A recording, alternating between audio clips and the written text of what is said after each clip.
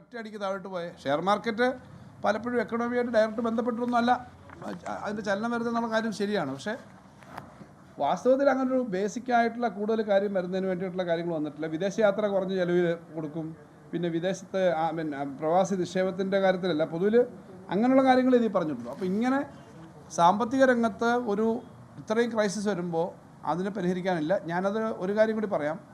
GSTയുടെ കാര്യത്തിനകത്ത് ഒരു റീഓർഗനൈസേഷൻ കൊണ്ടുവന്നു, restructuring of rates. കഴിഞ്ഞ മാസം തൊട്ട് മുമ്പത്തെ മാസം കിട്ടിയ 2,30,000 കോടിയിൽ നിന്നും 1,70,000 കോടിയിലേക്ക് ഒറ്റ മാസത്തെ വരുമാനം GST കുറഞ്ഞു. ഇങ്ങനെ കുറയുമ്പോൾ പിന്നെ കൈ പണം കാണുമോ? ഇത് ആകെ ഇന്ത്യയിലായി വരുന്ന കളക്ഷൻ സെൻട്രലിൻ്റെ കൈ വരുന്ന ആ കണക്കാണ്. അപ്പോൾ എല്ലാ സ്റ്റേറ്റിനെയും ബാധിക്കുന്ന തരത്തിലേക്ക് അത് വന്നിട്ടുണ്ട്. അപ്പോൾ അത് പരിഹരിക്കാനുള്ള ഒരു കാര്യവും ഈ ബഡ്ജറ്റിലില്ല. ഇത് ഭാവിയിൽ നമ്മുടെ എക്കണോമിയെ ബാധിക്കുന്ന തരത്തിൽ തന്നെയാണെന്നുള്ളതാണ് ജനറലായിട്ട് എനിക്ക് പറയാനുള്ള ഒബ്സർവേഷൻ. പിന്നീട് അതുപോലെ തന്നെ എടുത്ത് ഓരോ മേഖല നോക്കിയാൽ ഇതിൻ്റെ പ്രയോറിറ്റീസ് മനസ്സിലാവും. ഈ പ്രയോറിറ്റീസിനകത്ത് എടുത്തേക്കുന്ന വിഷയങ്ങളിൽ നമ്മുടെ ഓരോ മേഖല എടുത്താൽ വളം സബ്സിഡി 1,76,000 പ്രസൻറ്റ് ഇയറിലെ റിവേഴ്സ്ഡ് എസ്റ്റിമേറ്റ്. പക്ഷേ അടുത്ത വർഷത്തേക്ക് വെച്ചേക്കുന്ന 1,70,000 വളം സബ്സിഡി മാത്രം, ആ ഒരു മെയിൻ ഹെഡി മാത്രമാണ്. ഭക്ഷ്യമേഖലയിൽ ഒരു 2,28,000 ഇപ്പോഴത്തെ റിവൈസ്ഡ് ആയിട്ടുള്ള സബ്സിഡി ഇപ്പോൾ വെച്ചേക്കുന്നത്. അത് 2,27,000 സാധാരണ ഏത് സബ്സിഡിയും അല്പം ഇൻക്രീസ് ചെയ്യുകയല്ലാതെ പുറകോട്ട് വരുമോ? പുറകോട്ട് വരത്തില്ലല്ലോ. പെട്രോളിയം സബ്സിഡി അതെനിക്ക് തോന്നുന്ന സബ്സിഡി ഈ പമ്പിങ്ങിനും മറ്റുമൊക്കെ കൊടുക്കുന്ന കാർഷിക മേഖലയെ ബന്ധപ്പെട്ടായിരിക്കും. അത് 15,000 കോടി ഇപ്പോൾ ഉള്ളത് 12,000 കോടിയായിട്ട് കുറഞ്ഞു, 3,000 കോടി കുറഞ്ഞു. കാർഷിക മേഖലയായി ബന്ധപ്പെട്ടിട്ടെടുത്താലും ആരോഗ്യ മേഖല എടുത്താലും ഒന്നും ഇതേ പ്രശ്നം തന്നെയാണ്. അതിനകത്തൊന്നും ഒരു ഇൻക്രീസ് ഇല്ല. ഇപ്പോൾ ആരോഗ്യ മേഖല 98,311 കോടിയുള്ളത് 94,000 കോടിയെ ചിലവാക്കിയുള്ളൂ. ഇപ്പോഴും വലിയ വർധനയൊന്നും വന്നിട്ടില്ല. ഗ്രാമീണ വികസനത്തിൽ 2,65,817 കോടി ഉണ്ടായിരുന്നത് 2,12,000 കോടിയാണ് ചിലവഴിച്ചത്. അത് ചിലവഴിച്ചിട്ടില്ല എന്നുള്ളതാണ്, MNRG ഒക്കെ വരുന്നതാണ്. ഇപ്പോഴും അതേ പ്രവണത തന്നെയാണ്. ശാസ്ത്ര സാങ്കേതിക മേഖലയിൽ വലിയ വർധനയില്ല. ദുരന്ത നിവാരണ മേഖലയിൽ അത് പ്രധാനപ്പെട്ട കാര്യമാണ്. ഇപ്പം ദുരന്ത നിവാരണം നമ്മുടെ പല ദുരന്തങ്ങളും ഉണ്ടാകുമ്പോൾ 24,257 കോടിയായിരുന്നു റിവേഴ്സ്ഡ് എസ്റ്റിമേറ്റിൽ. സാധാരണഗതിയിൽ കൂട്ടിയാണ് വെക്കേണ്ടത്. അത് 22,574 കോടിയായിട്ട് കുറയുകയാണ് ചെയ്തത്. SSK നമുക്ക് ധാരാളം ചർച്ച ചെയ്യുന്ന സ്കൂൾ വിദ്യാഭ്യാസവുമായി ബന്ധപ്പെട്ട് 41,250 കോടിയായിരുന്നു. അത് 38,000 കൊടുത്തുള്ളൂ. അതിലും ഇൻക്രീസ് ഇല്ല. ഏറ്റവും വലിയ തട്ടിപ്പും നമ്മുടെ നാട്ടിലെ ജനങ്ങളെ ബാധിച്ചൊരു പ്രശ്നം ജലജീവൻ മിഷനുമായി ബന്ധപ്പെട്ട കണക്കാണ് പറയേണ്ടത്. ജലജീവൻ മിഷൻ നമ്മൾ തന്നെ 40,000 കോടിയുടെ വർക്കാണ് എടുത്തേക്കുന്നത്. കരാർ എന്താണെന്ന് വെച്ച് കഴിഞ്ഞാൽ 50% കേന്ദ്രം, 50% സംസ്ഥാനം. നമ്മൾ 1,000 കോടി ചിലവാക്കുമ്പോൾ അവർ 1,000 കോടി തരും. ഇപ്പോൾ നമ്മൾ കൂടുതൽ ചിലവാക്കിയപ്പോൾ നമുക്ക് കിട്ടാനുള്ളത് തന്നെ കുറേയേറെ പണമാണ്. എന്നിട്ട് ഇപ്പോൾ ഒരു പണം തരുന്നില്ല. കഴിഞ്ഞ ബഡ്ജറ്റിൽ പ്രഖ്യാപിച്ചു ജലജീവൻ മിഷൻ തുടരും. ഈ വർഷം ഒന്നും ചെയ്തില്ല. നമ്മളിപ്പോൾ 5,000 കോടി രൂപ, വലിയ തുകയാണ് എടുക്കേണ്ടി വന്നത്. കോൺട്രാക്ടർമാർ പണി ചെയ്തിട്ട് പണം കൊടുക്കണം. 5,000 കോടി രൂപ എടുത്തിട്ട് ഇപ്പോൾ അത് കൊടുക്കാനായിട്ട് നബാർഡ് വഴി നമ്മൾ എടുത്തേക്കുക.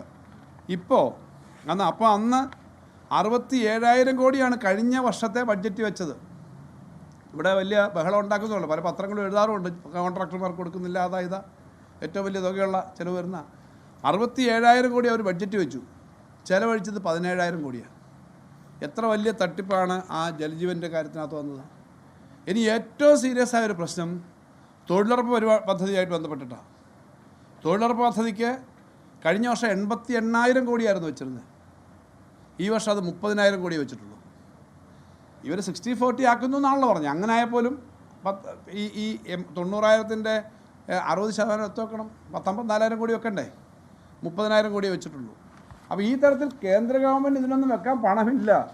കർത്തവ്യത്തെ പറ്റി നല്ലതുപോലെ പറയുന്നുണ്ടെങ്കിലും കർത്തവ്യം ചെയ്യാൻ വേണ്ടിയിട്ട് പണമില്ല എന്നുള്ളതാണ് ഇതിനൊക്കെ കാണുന്നത്. ഇതിൻ്റെ എഫക്റ്റ് നമ്മളെല്ലാം വലിയ തോതിൽ ബാധിക്കുന്ന തരത്തിലുണ്ട്. ഇതിൻ്റെ ഭാഗമായിട്ട് എല്ലാ മേഖലകളും വരും. ഇതിൻ്റെ അടിസ്ഥാനത്തിൽ നോക്കുമ്പോഴാണ് കേരളത്തിന് എന്തൊക്കെ പദ്ധതി തന്നു. എല്ലാവരും ആഗ്രഹിക്കുന്നതാണ് ഒരു റെയിൽവേയുടെ കാര്യത്തിനകത്ത്, അല്ലെങ്കിൽ അതിവേഗ റെയിൽവേ മാത്രമല്ല, എയിംസിൻ്റെ കാര്യം നമ്മൾ പറഞ്ഞു, മറ്റേ ആയുർവേദ രംഗത്തെ കാര്യം പറഞ്ഞു. ഒരു കാര്യവും അങ്ങനെ കൃത്യമായി പറഞ്ഞിട്ടില്ല. എയിംസ് ഇപ്പോൾ എത്രയോ എയിംസ് വന്നു. കേരളത്തിന് എയിംസിനൊരു യാതൊരു അർഹതയില്ലേ. ആയുർവേദത്തിൻ്റെ കാര്യത്തിനകത്ത് പറഞ്ഞ് എവിടെയാണെന്ന് പറഞ്ഞിട്ടില്ല. നമ്മൾ വളരെ പ്രത്യേകതയോടുകൂടി എടുത്തു പറഞ്ഞാണ് വിഴിഞ്ഞം. വിഴിഞ്ഞത്തിൻ്റെ പ്രത്യേകത കേരളത്തിന് വേണ്ടി മാത്രമൊന്നുമല്ല വിഴിഞ്ഞം. നമ്മൾ തനതായിട്ട് ആ തുറമുഖം നമ്മളുണ്ടാക്കി, അത് വലുതാക്കി ഉണ്ടാക്കിയെടുത്തു. വലിയ ചിലവുണ്ടായി. ഇന്ത്യയിലെ ഏറ്റവും അഭിമാനകരമായ തുറമുഖമായി. ആ തുറമുഖത്തുനിന്ന് ഇന്ത്യയിലെ മറ്റ് സ്ഥലത്തേക്ക് പോകണ്ടേ. ഇന്ത്യയിലെ വേറൊരു തുറമുഖത്തും ഇത്രയും വലിയ കപ്പൽ എടുക്കത്തില്ല, അടുക്കാനും പോകുന്നില്ല. കാരണം എന്താ? നമ്മൾ ഉണ്ടാക്കുന്നതുകൊണ്ടല്ല, ആഴം വേണം.